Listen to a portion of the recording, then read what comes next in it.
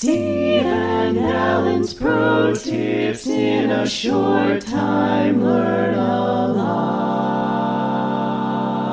lot. Steve, when I was in college, my band director, Dr. Robert E. Lee from Wartburg College, would try to simplify things by saying, there's one rule in music, make it sound good. And I embrace that as a director. What do you think of that? One rule in music, make it sound good. Is it that simple? I think it is. I think the rule is simple. I think executing the rule is a little bit tougher.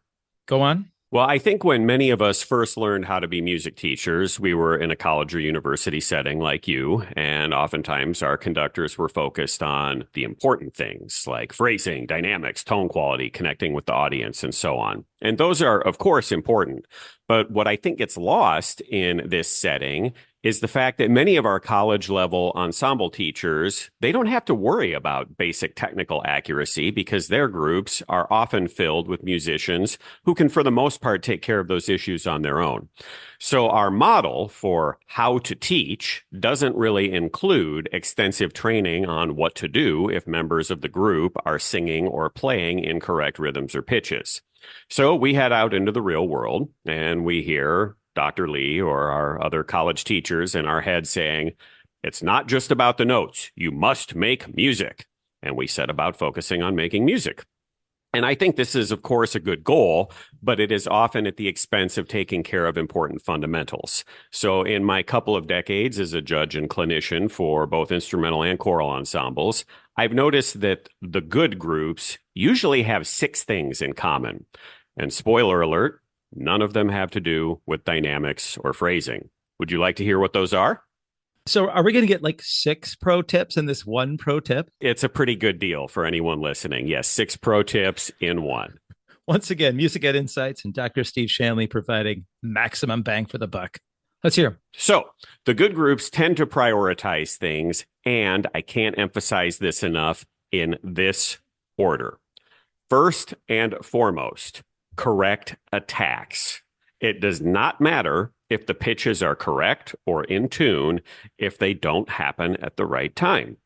If they start at the wrong time, they become wrong notes. Number 2, correct pitches, correct notes. The dynamics or phrasing don't matter if the notes are wrong. Number 3, everybody is thinking about creating the nicest tone they can possibly make.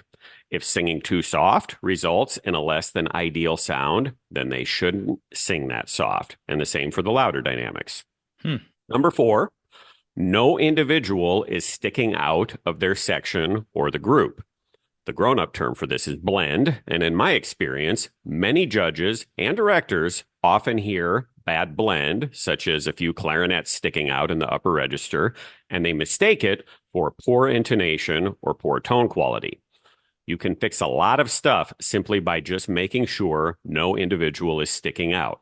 Sometimes this involves asking others to sing or play louder, and other times it might be asking the offender to take it down a notch. Blend is one reason it can be easier to make a larger group sound good, and I think it's one of the biggest challenges we have with smaller ensembles. So that's 1 through 4. The next 2 are important, numbers 5 and 6, but again, they don't matter if 1 through 4 aren't taken care of. So, number 5, correct releases. This is going along with the rhythm idea in number 1, and this is especially for pitches that last longer than the duration of the beat. So if we're in 3/4 or 4/4, basically half notes or longer, making sure the releases are together. And then finally, the melody is not getting covered up. We can hear the melody easily. So there you go.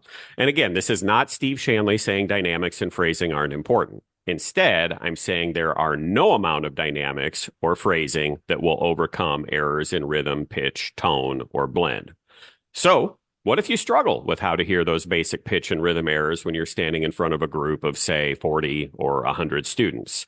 That is very common, totally understandable, and you'll have to tune in for another pro tip for suggestions on how to address that one. All right, keep them coming back. So get those attacks right, get the notes right, think about your tone, make sure no one's sticking out. Once you got that going on, release together and don't cover up the melody. There you go. Then you may start dealing with dynamics. One rule in music, make it sound good. Thanks, Steve. Thank you. Steve and Alan's Pro Tips in a short time. Learn a